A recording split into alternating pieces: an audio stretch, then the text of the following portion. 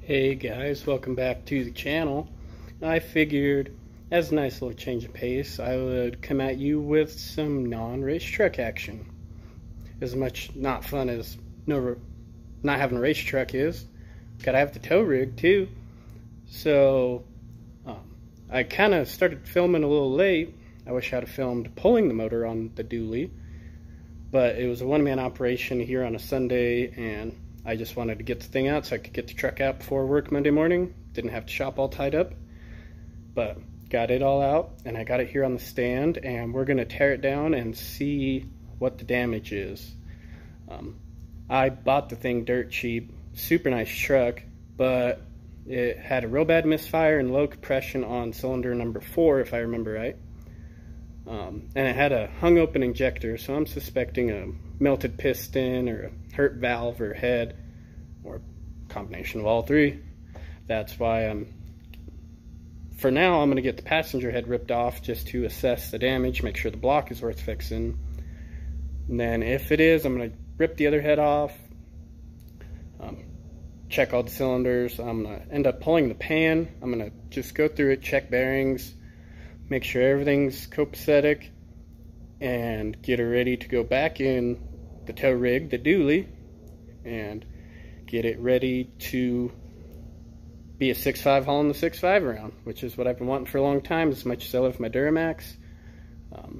90s model Chevys are life, contrary to what anyone else says. You either like 90s Chevys or you're wrong. So, plus the Duramax needs a lot of work, so I really want to get the dually going so I can drive it, pull the Duramax down, and get you guys some Duramax content on resealing that bad Larry, studding it, and going with different turbo and injectors. Since I'll have another daily, I can get stupid with my first daily, which is a never-ending cycle. But I'm going to get you guys on a time-lapse while we start getting this engine tore apart, and we will go from there. I figured before I put you guys on the time-lapse, I would just give a little walk-around of the engine. Overall, it's fairly clean. Fair warning, the previous owner definitely did some customizing on a couple things to limp it along. Like the baling wire wastegate, always loved those. Reminds me of the high school days in Old Buck Wild. The notorious quick connect coolant fitting is no longer a quick connect, but it also leaks like a sieve anyways, so we're going to end up changing out this guy. I'm just going to go to a single thermostat style. I've had a lot better luck with those, and get rid of this dual thermostat mumbo jumbo. Either way, it has to be replaced, because if you look, he has that fitting in there all cattywampus. So we'll be changing that out, putting a barbed fitting here or an AN and doing it that way. Oh, and this is another PSA, guys. Always check your balancer and your pulley.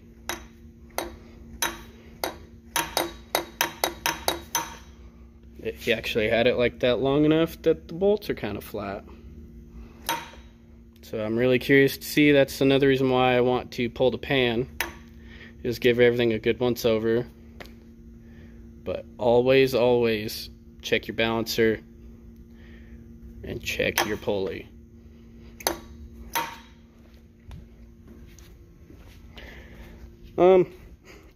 Looks like the water pump cover is leaking a little bit. There you go. See it a little better? Nothing too crazy. It's a old 6.5. They need a little attention sometimes. Factory turbo drains leaking. That will go bye-bye with as well as this. The old Wu-Tang War Whistle is going in the pile of stock 6.5 turbos. If anyone needs one, I have about 10 of them. Overall, it's pretty clean. A little bit of a rat's nest in there.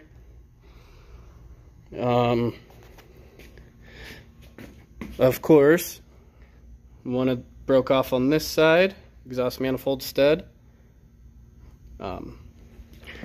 all three broke off on this side. So I'll either end up welding a nut to those, getting those out, and drilling that one out, or I have, like I said, 10 sets of manifolds too. I could just swap out some manifolds.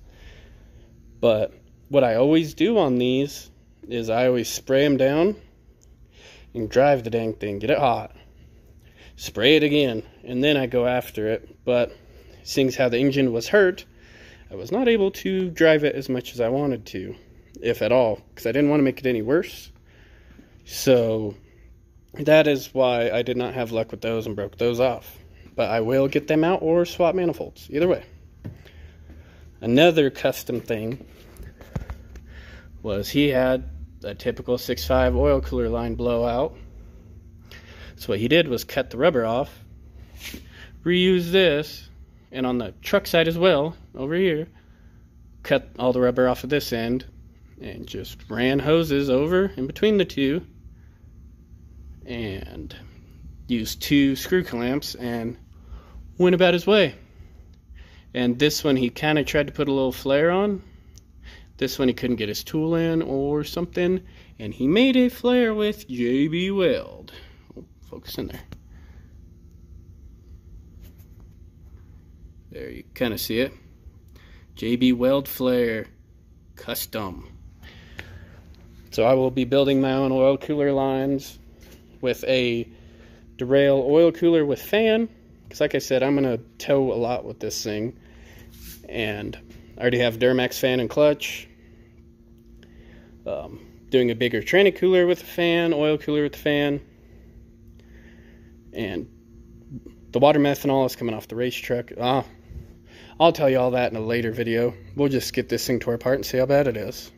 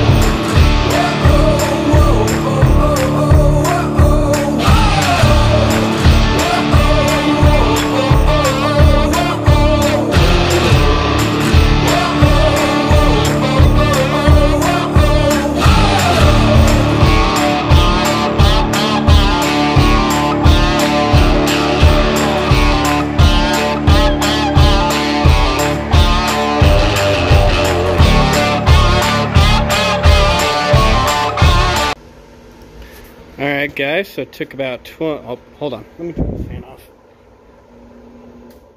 Alright, round 2. Okay, so we got the heads off, about 20 minutes on the time lapse. And I'm a little confused. So, ran a pressure check on this thing. And it was this hole here that was a little low, but it looks beautiful. I don't know what the issue is.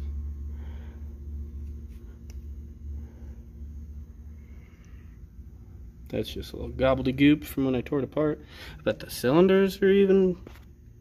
That one's a little... I guess that one's a little ugly. I'm gonna have to rotate that one down. That one's got a little scuffing too. And once I seen that piston was alright, I decided to take this head off too.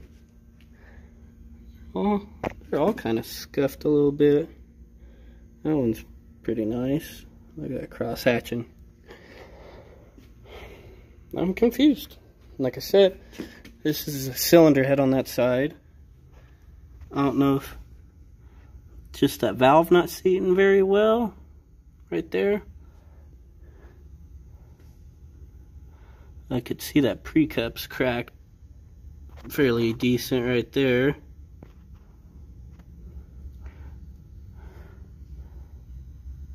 Can't tell if that's carbon on that one or if that's cracked as well.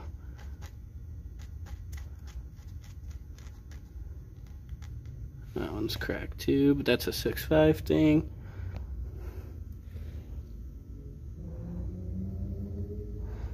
So I can see a crack in that head right there. That one looks good. That one looks good. That one's got a little crack to it right there.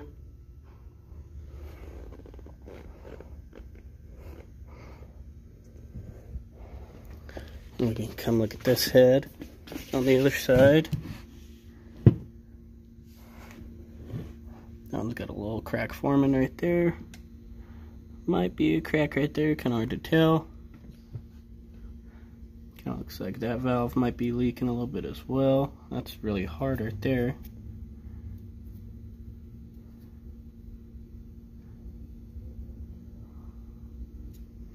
Almost smells like fuel.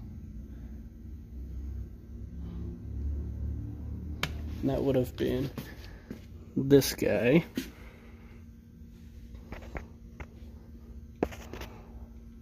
Just, like, again, the piston looks fine. All the pistons look fine. Guess I'm gonna have to tear it apart and see what rings look like once I get the pan dropped and flip her over with my new handy dandy engine stand. First time trying this bad boy. Hand crank engine stand. Look at that. Always told myself I'd own one, now I got one. But yeah, I'm a little confused, guys. I'm hoping I get a little more clarity once I well, hell, let's just bar it over real quick and see if I can see anything.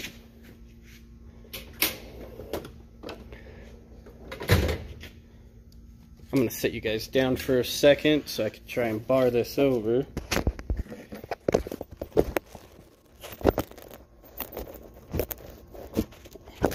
Stay. Oh. Let's try that.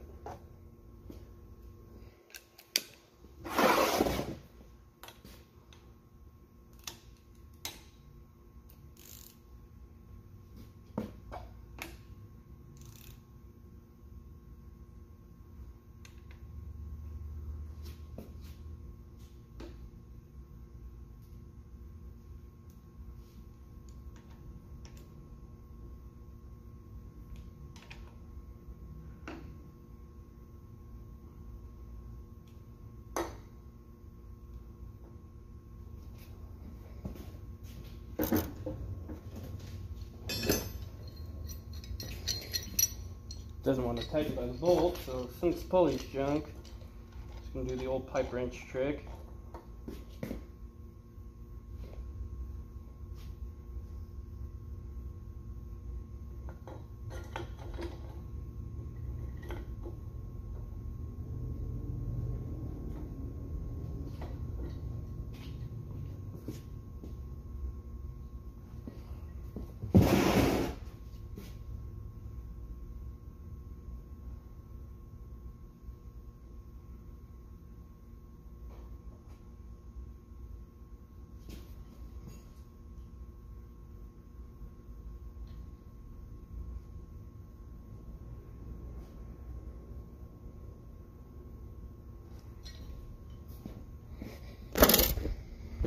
Oh, I don't know. Got it barred over.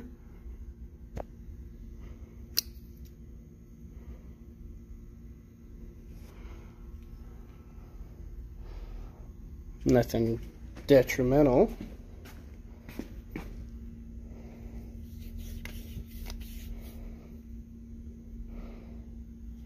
Honestly, I think a good hone job. Maybe order up some new rings. Hone it. Slap some rings in it. We'll see how the bearings do. Unless, maybe it's a connecting rod issue. Maybe it's got a bent rod from the hung open injector.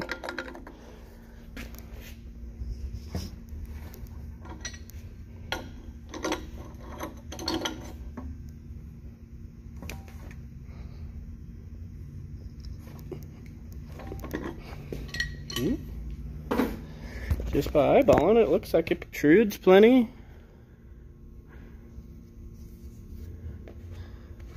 Well, shoo.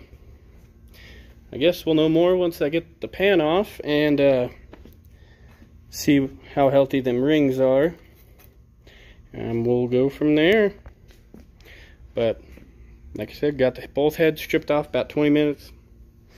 I don't know if you've seen it in time lapse, if it was going too fast, but I wasn't very careful with the factory fuel return lines because I'm not going to reuse them. I reuse the thick push lock style 1/8" hose. The nice like braided shell stuff, that's what I always use on all of them. I don't reuse that rubber junk. The braided shell stuff lasts a lot longer and seals better in my experience. But all the push rods looked alright. All the exhaust manifold bolts to the head came out good, so that's always a plus. That cylinder's got coolant in it from barring it over.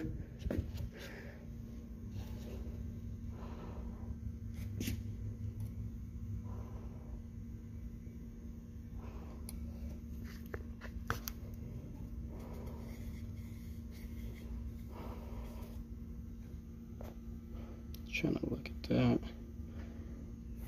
Looks alright, I think. We'll get them all cleaned up once I pull all the pistons out.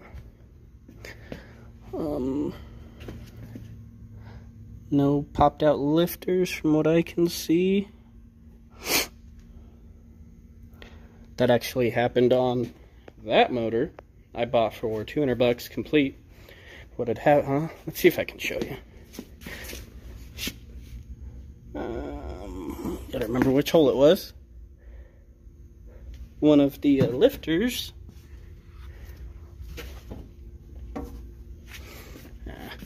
either way, one of the clips, if you look down in here on them lifters, those clips popped out and it popped the top plumb off of 2 lifters on that engine.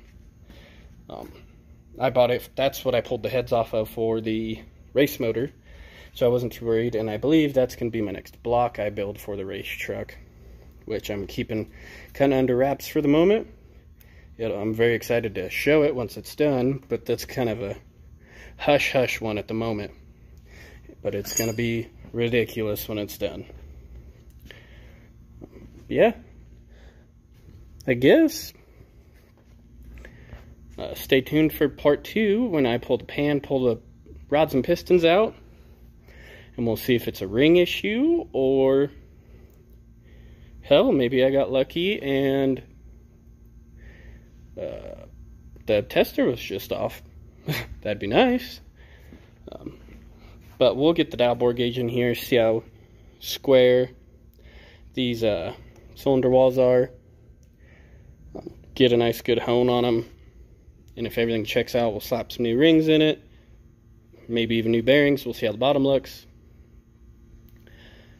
Fresh hone job, fresh rings, slap her back together, some head studs that I got sitting over there in the toolbox. And then we'll go from there on decking this bad boy out for towing. Got to haul the race truck with the... no, not race truck, this tow truck. Race truck's hiding over there. So, there's a little bit different content for you guys. I know it's not the race truck and it's not nothing cool, but I know a few of you guys wanted to know about the tow rig, and I figured I'd take you guys along for the ride on that. More 6.5 content's always great. like I said, I'm perplexed. I figured I'd take this thing apart to a melted piston, and I don't know. I'll pull the lifters just to be safe too, make sure none of those are collapsed or stuck, but it didn't seem that way running. You would bump the key and the truck would fire right up, but then it'd start thumping and chugging, and I knew it had a bad injector, but that cylinder tested low on compression as far as I knew, so that's why I pulled it out, tore it apart. So far so good. I might have got lucky on this one. Just a quick refresh and reseal, slap her back in, and that would be great. That would mean more money going into the race truck. God, I'm sweating like crazy. It's hotter than blazes here in Colorado right now. But yeah, thanks for tuning in, guys. I will get you part 2 here in the next day or so, maybe even this weekend. We'll see how the rest of this week turns out after work. But I will definitely be videotaping part 2 and what I find on teardown of the bottom end, pull the rods out, check bearings, all that good stuff, and we'll go through that. And yeah, as always, guys, like, subscribe. I love comments. Definitely subscribe. We still need to get those subscription numbers up. Share with your friends, your mom's friends, your dad's friends, your sister's friends, your grandma's friends, all your friends, anybody you know. Tell them like, subscribe, share, comment, all the good stuff. Hit the bell so you can see when I post part 2. But yeah, thanks guys, and I'll catch you on the next one.